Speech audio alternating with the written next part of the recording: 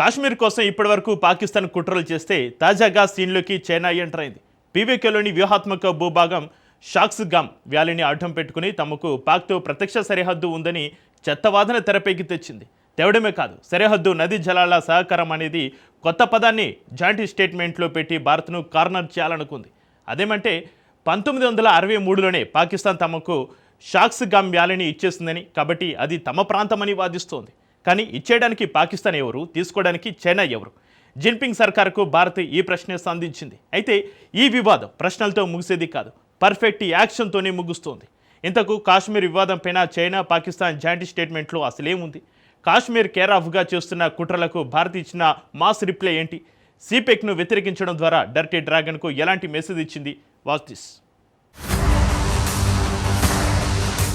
కాశ్మీర్ వివాదం, భారత్ను కవ్వేస్తున్న చైనా పాకిస్తాన్.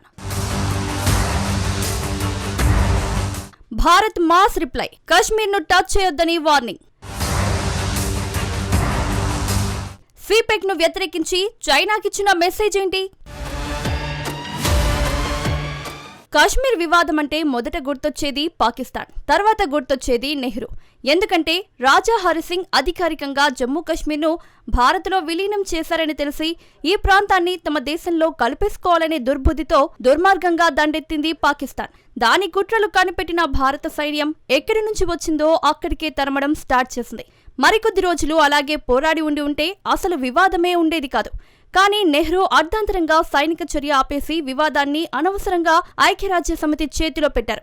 ఐక్యరాజ్యసమితి ఈ వివాదాన్ని కేవలం భారత్ను ఇరుకున పెట్టడానికి అన్నట్టుగా సాగదీయడం మొదలుపెట్టింది. పైగా దుర్మార్గంగా కశ్మీర్ వివాదంతో సంబంధం లేని చైనాను కూడా ఇందులోకి లాగింది. ఇప్పుడు ఆ చిన్న లింక్ పట్టుకుని కశ్మీర్ వివాదంలో కాళ్ళు వేళ్లు పెడుతుంది డ్రాగన్ కంట్రీ. తాజాగా పాక్ ప్రధాని షరీఫ్ చైనా పర్యటనలో కూడా ఆ కుట్రలే చేసింది.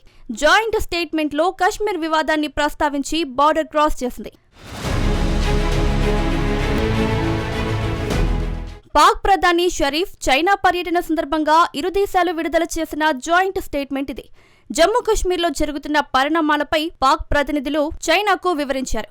దీనిపై స్పందించిన చైనా వివాదాన్ని చరిత్ర వదిలి వెళ్లిన సమస్యగా అభివర్ణించింది. ఈ వివాదాన్ని ఐక్యరాజ్యసమితి భద్రతా మండలి తీర్మానాలు, ద్వైపాక్షిక ఒప్పందాల ప్రకారం శాంతియుతంగా పరిష్కరించుకోవాలని ఉచిత సలహా ఇచ్చింది.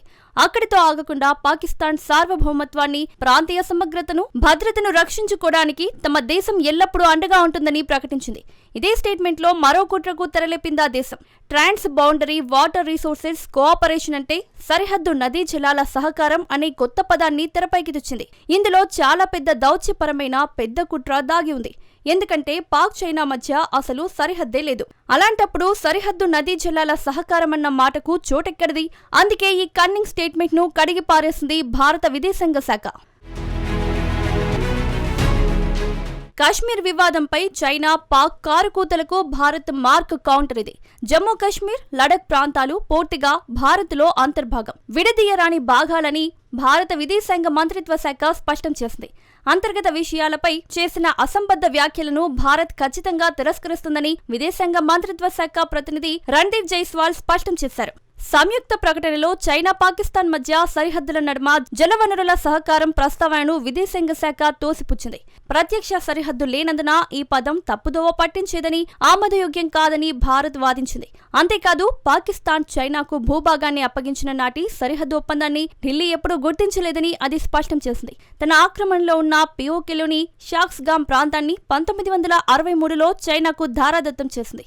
అక్రమంగా 5180 చదరపు కిలోమీటర్ల భూభాగాన్ని డ్రాగన్ కంట్రీకి కట్టబెట్టింది. నాటి ఒప్పందం చట్టవిరుద్ధమని భారత్ మొదటి నుంచి వాదిస్తోంది.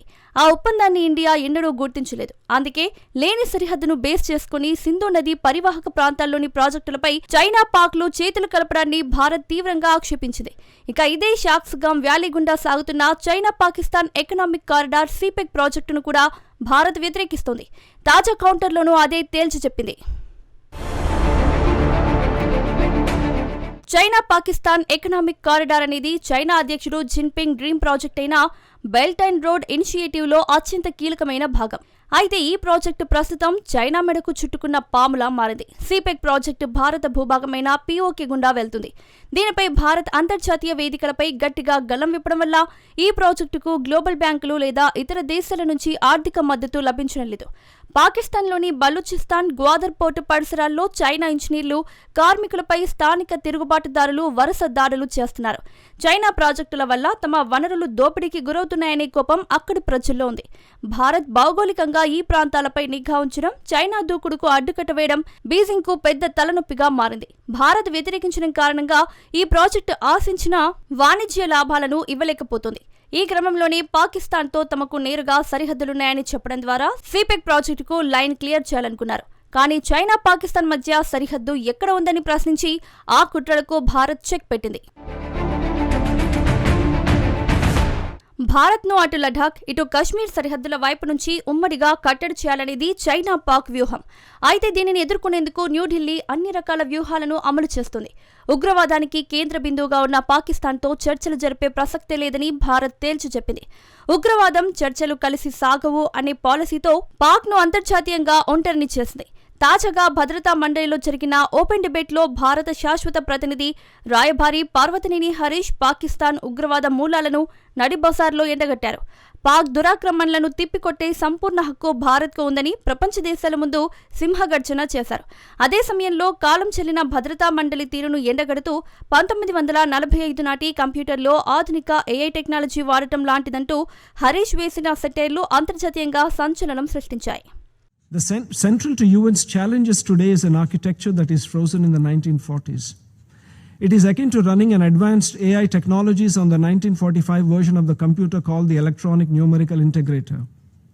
Lack of progress in the intergovernmental negotiations on council reforms is indicative of entrenched interests of several member states to maintain the status quo and retain the 8-decade-old UNSC architecture. 1945 నాటి కంప్యూటర్లో AI technology వాడటం లాంటిదే అని భద్రతా మండలిని ఊరికే విమర్శించలేదు. ప్రపంచంలో ఎన్నో వివాదాలకు కాలం చెల్లిన భద్రతా మండలి నిర్ణయాలు, అర్థం లేని తీర్మానాలే కారణం. కాశ్మీర్ వివాదానికి కూడా ఐక్యరాజ్యసమితి భద్రతా మండలి నిర్ణయాలే కారణం. 1947లో పాకిస్తాన్ గిరిజనుల ముసుగులో కశ్మీర్పై దాడి చేసినప్పుడు శాంతిని కాపాడుతారనే నమ్మకంతో భారత్ ఈ సమస్యను ఐక్యరాజ్యసమితి దగ్గరకు తీసుకెళ్లింది. అప్పట్లో ఐక్యరాజ్యసమితి తీర్మానం ప్రకారం పాకిస్తాన్ మొదట తన సైన్యాన్ని, ఆక్రమణదారులను పీఓకే నుంచి పూర్తిగా వెనక్కి రప్పించాలి. ఆ తర్వాతే అక్కడ ప్రజాభిప్రాయ సేకరణ జరగాలి. కానీ పాకిస్తాన్ గత 78 ఏళ్లుగా తన సైన్యాన్ని వెనక్కి తీసుకోకపోగా ఆ ప్రాంత భౌగోళిక స్వరూపాన్ని మార్చేసింది. గిల్గిట్, బాల్టిస్తాన్ను తన ఆధీనంలోకి తెచ్చుకుంది. ఐక్యరాజ్యసమితి భద్రతా మండలి ఈ ఉల్లంఘనలను అడ్డుకోవడంలో ఘోరంగా విఫలమైంది. కశ్మీర్ కేరాఫ్గా పాకిస్తాన్ సరిహద్దు ఉగ్రవాదాన్ని ప్రోత్సహిస్తున్న భద్రతా మండలి పాక్పై గట్టి చర్యలు తీసుకోలేకపోయింది. చైనా తన వీటో అధికారంతో పాక్ ఉగ్రవాదులను బ్లాక్ లిస్టులో పెట్టకుండా కాపాడుతుంటే భద్రతా మండలి మూగ ప్రేక్షకుడిలా మిగిలిపోయింది. దీనినే హరీష్ తీవ్రంగా ఆక్షేపించారు. ట్విస్ట్ ఏంటంటే భద్రతా మండలిలో అధ్యక్ష హోదాలో ప్రస్తుతం చైనానే ఉంది. అంటే ఈ అంతర్జాతీయ వేదికపై కశ్మీర్ వివాదంలో ఐక్యరాజ్యసమితి తప్పులనే కాదు, పాకిస్తాన్, చైనా అక్రమ సంబంధాన్ని భారత్ ఎండగట్టింది. అందుకే ఈ వ్యవహారం అంతర్జాతీయ రాజకీయాన్ని ఈ రేంజ్లో షేక్ చేస్తుంది.